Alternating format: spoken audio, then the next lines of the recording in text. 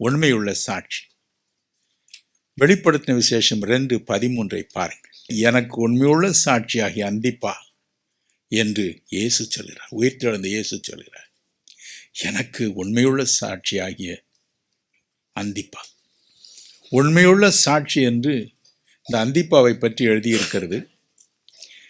ஏசாயா தீர்க்கதரிசியின் புஸ்தகம் 8ஆம் அதிகாரம் 2 உரியா சகரியா என்று 2 உண்மை சாட்சிக்காரர்கள் என்று எழுதப்பட்டிருக்கிறது. இந்த 3 பேர் தான் சாட்சிகள். வேறு யாருக்கும் இந்த பெயரே கிடையாது. நீங்களும் நானும் கூட உண்மையுள்ள சாட்சிகளாய் இருக்க வேண்டும் என்று தேவன் விரும்புகிறார். காரணம் என்ன? அவர் உண்மையுள்ள சாட்சி உள்ளவராய் இருக்கிறாரா?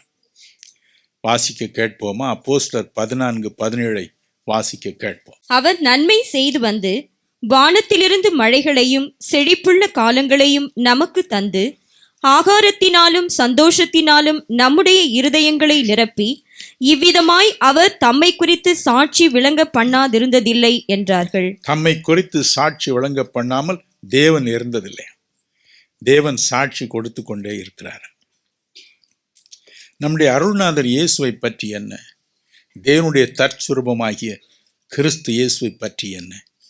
1 தீமோத்தேயு 6:14 வாசிக்க கேட்போம். எல்லாவற்றையும் உயிரோடு இருக்க செய்கிற தேவனுடைய சன்னிதானத்திலேயும் பொந்திய பிலாத்துவின் முன்னின்று நல்ல அறிக்கையை சாட்சியாக விளங்க பண்ணின கிறிஸ்து இயேசுவினுடைய சன்னிதானத்திலேயும் உனக்கு கட்டளையிடுகிறேன். சாட்சியாக விளங்க பண்ணின இயேசு தேவனுக்கு முன்பதாகவும் சாட்சி, அந்த நாட்டின் நீதிபதிக்கு முன்பதாகவும் சாட்சி. யோவான் 18:36-37 பாருங்க. பிலாத்து அவரிடம் கேட்டார், நீ யூதருடைய ராஜாவோ? நான் ராஜா தான், ஐ ஆம் எ கிங். மறுதலிக்கவே இல்லை. அப்போஸ்தலரை பற்றி என்ன? அப்போஸ்தலர் 1:8 பாருங்கள். அருமை இரட்சகர் சொன்னார், நீங்கள் உலகத்தின் முடிவு வரையிலும் எனக்கு சாட்சிகளாயிருப்பீர்கள். அப்போஸ்தலர் 2:32 பாருங்கள். 3:15 பாருங்கள். 1 கொரிந்தியர் 15:15 பாருங்கள். இந்த 3 வசனங்களிலும் அப்போஸ்தலர்கள் சாட்சிகளாயிருந்தார்கள் என்று வேதம் சொல்கிறது. இன்னும் பல வசனங்கள் உண்டு, இவைகளை மாத்திரம் நாம் கவனிப்போம். எனக்கு அருமையானவர்களே, உங்களையும் என்னையும் பற்றி என்ன? ஏசாயா 43:10 பாருங்கள். ஏசாயா 44:8 பாருங்கள். அங்கு வேதம் சொல்கிறது, என் குமாரனும் என் தாசனும் நீங்களும் எனக்கு சாட்சிகள் என்று. நாம் அவருக்கு சாட்சிகள். தேவனுக்கென்று தேவனை பற்றி நாம் சாட்சி கொடுக்கிறவர்களாக இந்த உலகத்திலே வைக்கப்பட்டிருக்கிறோம். இதற்கு தான் அவர் நம்மை வைத்திருக்கிறார். இதிலே நாம் கொஞ்சமும் கலங்க வேண்டிய அவசியம் இல்லை. நீ பரிசுத்த ஆவியானவருக்கு சாட்சி.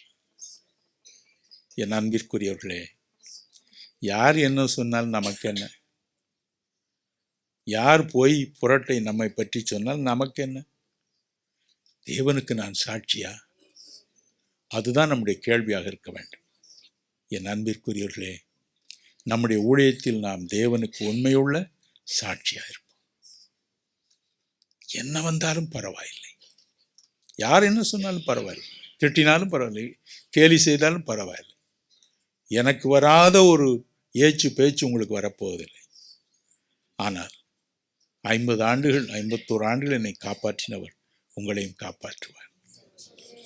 உள்ளத்தின் ஆழத்திலே எனக்கு தேவன் கொடுத்த சாட்சியை நான் சொல்லிதான் தீருவேன். நான் குடியார பயலா இருந்தேன், இப்போ குடிக்கலன்னு சொல்லிதான் தீருவேன். கர்த்தர் உங்களை ஆசீர்வதிப்பார்.